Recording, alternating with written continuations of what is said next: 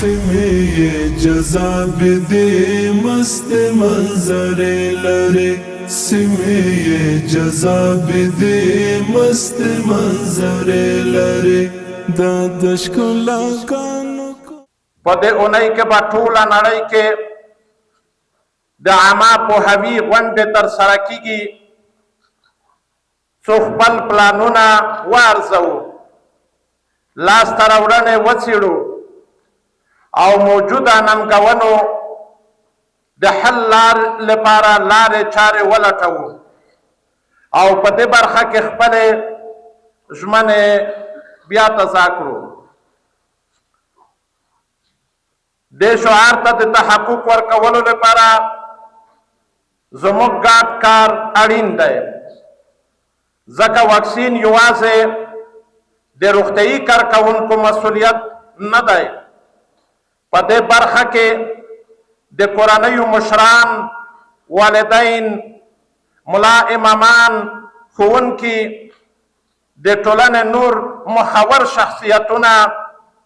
او همدارنګه رسنۍ مهمه ونډه لري او د هغوی ګډون د ځانګړي ارزښت وړ دی د نړیوالو روغتیايي کارپوهانو په وینا واکسینونه ځکه دومره اغېزمن دي چې د ډېرو درملو برعکس د ناروغۍ د درملنې پر ځای د هغې مخنیوی کوي او له امله یې په نړۍ کې د ګڼو ناروغیو پیښې او له هغو سره تړلي کړاوونه کم شوي دي په ځینو ټولنو کې خو د واکسینونو په برکت د سري ناروغیو لمنه په بشپړ ډول له منځه تللې ده د ناروغیو د پیښو او مړینو کموالی د روغتیايي سیستم بار کموي ټولنه له اقتصادي فشارونو او د پرمختګ له ټکني کېدو ژغوري او د یوې سالمې ټولنې بنسټ ټینګوي هغه کسان په ځانګړي ډول ماشومان چې واکسین ترلاسه کوي نه یوازې خپله له ناروغیو خوندي کیږي بلکې د نورو ژوند هم ژغوري له همدې امله واکسینونه یوازې یو روغتیايي خدمت نه دی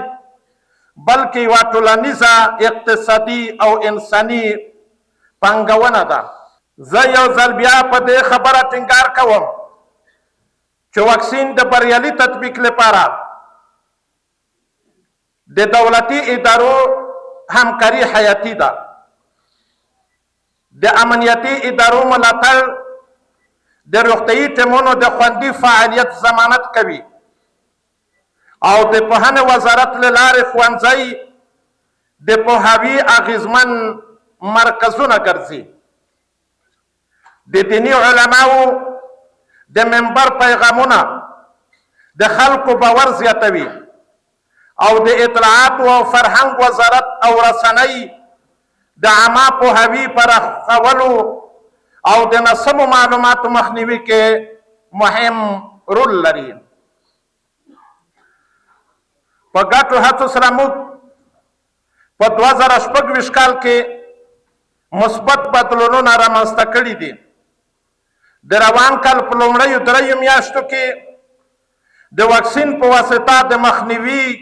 کیدونکو ناروغیو پیښې د پام وړ راټیټې شوې دي چې د عامې روغتیا په برخه کې د ټولو شریکانو د همکارۍ او ژمنتیا څرګند ثبوت دی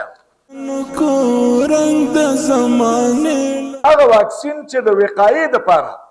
قبل د حملې د مرض نه تطبیقیږي او ورکول کیږي ترزیقیږي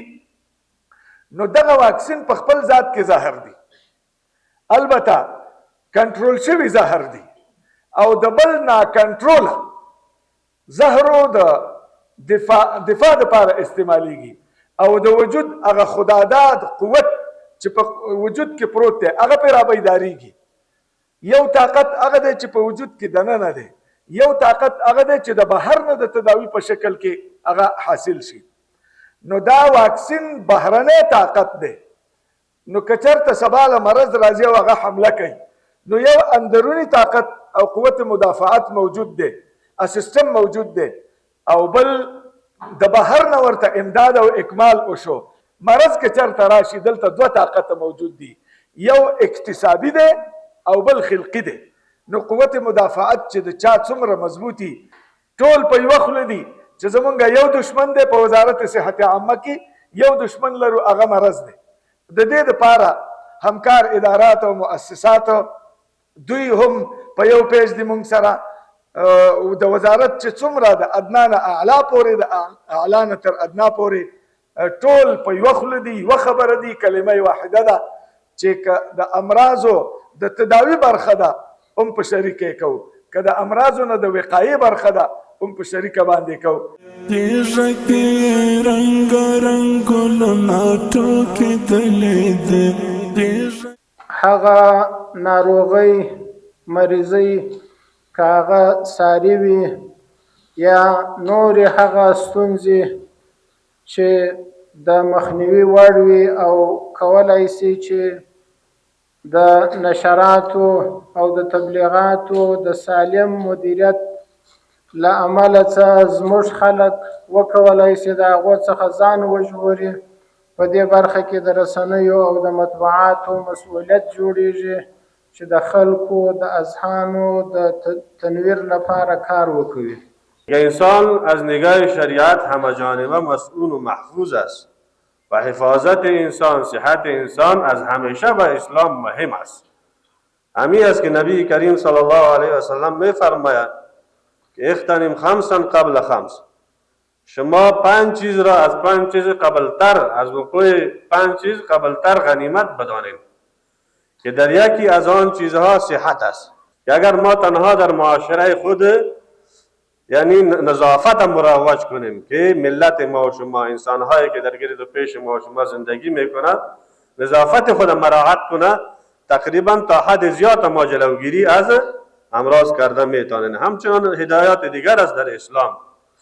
دیگر در این اصلا ما باید که مسئولیت‌های خدا رسیدگی کرده باشیم. او اگر افراد عام است، محاسن سفیدان است، علماء کرام است،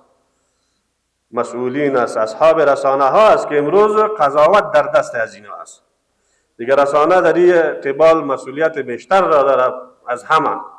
باید که او را رفع کند و این موضوع واکسین است، این را محله به محله، قریه به قریه، شهر به شهر، کوچه به کوچه به مردم برسانه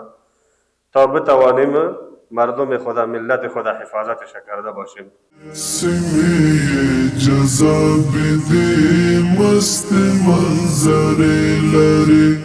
تیږه کې رنګ رنګ ګلونه ټوکېدلې دي. تیږه کې